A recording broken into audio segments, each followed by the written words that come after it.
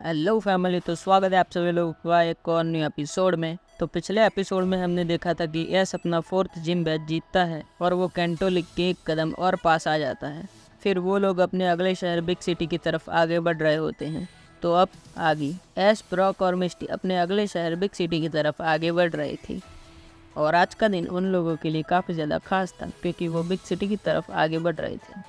Big city दूसरे शहरों जैसा नहीं था, बल्कि ये काफ़ी बड़ा और शानदार शहर था। बिग सिटी की कहानियाँ काफ़ी दूर दूर तक फेमस थी। ऊंची ऊंची इमारतें और चमचमाते मैदान और कई सारी पोकेमॉन, वहाँ पर सब कुछ था। वो सभी शहर घूम रहे थे, तभी उनकी ओर कई सारे लोग भागकर आ रहे थे। तभी एक लड़का उनसे टकराता है और वो लोग पूछते हैं कि तुम लोग इस तरह से भाग क्यों रहे हो और तुम हमें बताओगे कि यहाँ पर क्या हुआ है। तभी वो लड़का एस, मिस्टी और ब्रॉक को बताता है कि यहाँ एक जंगली पोकेमॉन जंगल से भागकर शहर में आ गया है और वो पूरे शहर को बर्बाद कर रहा है। और एस ब्रॉक और मिस्टी से कहता है कि हमें देखना होगा और इस जंगली पोकेमॉन से शहर को बचाना होगा। ब्रॉक कहता है कि हाँ एस, तुम सही कह रहे हो। और मिस्टी कहती है हाँ क्यों नहीं, कि एस ब्रॉक हम लोगों को बचाएंगे। और तभी उन लोगों को एक जोर से धमाके की आवाज़ सुनाई देती है। एस, ब्रॉक और मिस्टी जंगल की तरफ आगे बढ़ने लगते हैं और वो लोग वहाँ पर पहुँचते हैं और वो ये सब देखकर शॉक हो जाते हैं।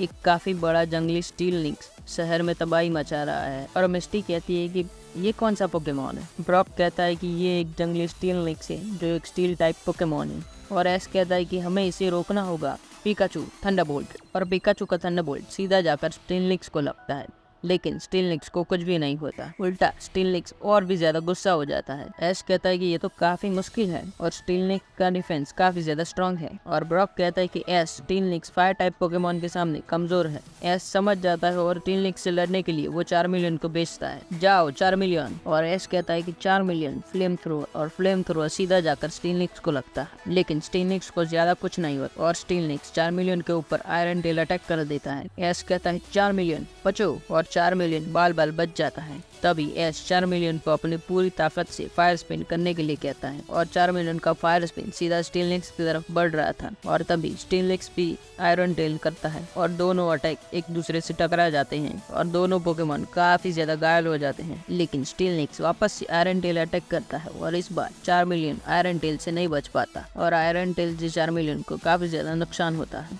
और ये देखकर ऐश जोर से चिल्लाता है 4 मिलियन। और तभी 4 मिलियन चमकने लगता है और वो आखिरकार 4000 में इवॉल्व हो जाता है। और ये देखकर ऐश, ब्रॉक और मिस्टी काफी ज्यादा खुश होते हैं। ऐश 4000 को देखता है और कहता है 4000, तो क्या तुम तैयार हो। 4000 साइस्मिक टॉस, और 4000 स्टीलनिक्स के ऊपर साइस्मिक टॉस अटैक कर देता है और वो आसमान से स्टीलनिक्स को सीधा जमीन पर गिरा देता है। और आखिरकार वो लोग स्टीलनिक्स को हराने में कामयाब हो ही जाते हैं। और ऐश ये मौका देखकर स्टीलनिक्स को पकड़ लेता है और स्टीलनिक्स काफी ज्यादा कमजोर था, तो इस वजह से स्टीलनिक्स आसानी से कैच हो जाता है। और फिर वो स्टीलनिक्स को लेकर पोकेमॉन सेंटर में पहुंच जाते हैं और पोकेमॉन सेंटर में जाकर नर्स जॉय को दे देते हैं। और थोड़ी देर बाद नर्स जॉय स्टीलनिक्स को एस के हवाले कर देती हैं और कहती कि एस, ये लो तुम्हारा स्टीलनिक्स। और अब ये शांत हो चुका है और फिर वो लोग बिग सिटी जिम को ढूंढने के लिए निकल पड़ते हैं। तो आगे हम देखेंगे कि क्या एस, मिस्टी और ब्रॉक बिग सिटी जिम को ढूंढ पाते हैं या नहीं।